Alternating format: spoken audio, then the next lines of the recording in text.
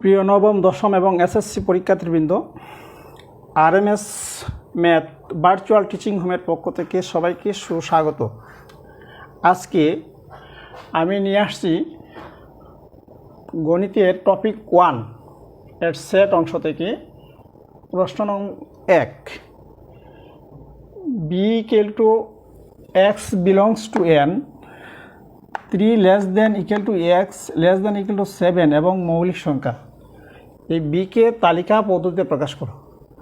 আমরা জানি সেট একটা হচ্ছে কি সেট গঠন পদ্ধতি আর একটা হচ্ছে তালিকা পদ্ধতি সেটের ক্ষেত্রে।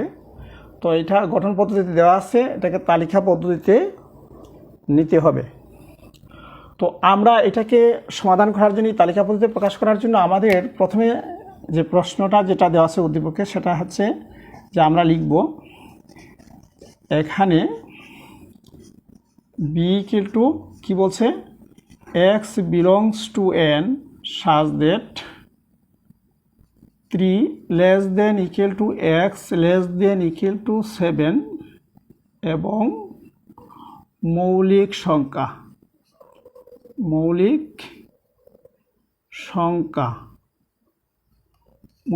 এটা আমরা লিখব। লেখার পরে আমরা চিন্তা করব, এইখানে বলছে যে এই x এর মানগুলা হবে n, তাহলে আমাদের n সম্পর্কে আমাদের জানতে হবে। n হচ্ছে ন্যাচারাল নাম্বার। n সমান আমরা জানি 1 2 3 4 5 6 এরকম পজিটিভ যত সংখ্যা আছে, পূর্ণ সংখ্যা আছে, সবগুলো হচ্ছে ন্যাচারাল নাম্বার। এই ন্যাচারাল নাম্বার বলছে এই x এর মান হবে ন্যাচারাল নাম্বার। দ্বিতীয় শর্ত হচ্ছে যে x এর মান ন্যাচারাল নাম্বার হবে, কিন্তু একটা শর্ত দিছে 3 বা 3 এর চেয়ে বড় হবে, 3 অথবা 3 এর চেয়ে বড় হবে, 7 অথবা 7 এর চেয়ে ছোট হবে। আমরা তো জানি এরকম সংখ্যা যদি এরকম চিহ্ন যেটা, এটা হচ্ছে এইটার ভিতরে অর্থাৎ কোণের ভিতরে যেটা থাকে সেটা সবসময় বড় থাকে, ঠিক আছে? তাহলে সহজ কথা যেটা আর কি, তাহলে এইখানে বলছে যে 3 বা 3 এর চেয়ে যদি শুধু এইখানে এই যে <= এই = চিহ্ন যদি না থাকে তাহলে বুঝতে হবে 3 এর চেয়ে বড়, 7 এর চেয়ে ছোট। কিন্তু যখন এটার নিচে = একটা চিহ্ন থাকে অর্থাৎ <= তাহলে এই 3 সহ এবং এই 7 সহ বুঝতে হবে। তাহলে এই সংখ্যাগুলোর মধ্যে বলছে যে 3 বা 3 এর চেয়ে x এর মানটা হচ্ছে কি 3 বা 3 এর চেয়ে বড়, তাহলে আমরা 3 বা 3 এর চেয়ে বড়, 3 এর চেয়ে বড় সংখ্যাগুলো আমরা লিখি 3 4 5 6 7।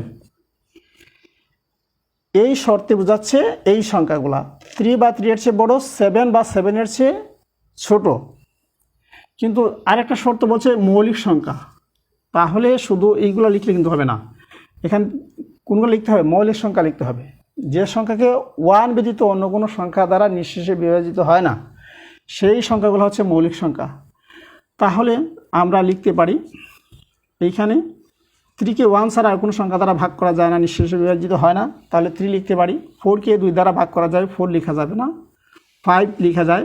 6 কে 2 এবং 3 দুইটাই উৎপাদক আছে, তাহলে 6ও লেখা যাবে না। 7 কে লেখা যাবে। 7 কে 1 ছাড়া অন্য কোনো সংখ্যা দ্বারা নিঃশেষে বিভাজ্য হয় না। তাহলে কি দাঁড়ালো 3 5 7। তাহলে আমরা লিখতে পারি b = 3 5 7। এটা হচ্ছে এই শর্তের b এর তালিকা পদ্ধতিতে প্রকাশ। আশা করি সবাই বুঝতে পারছো।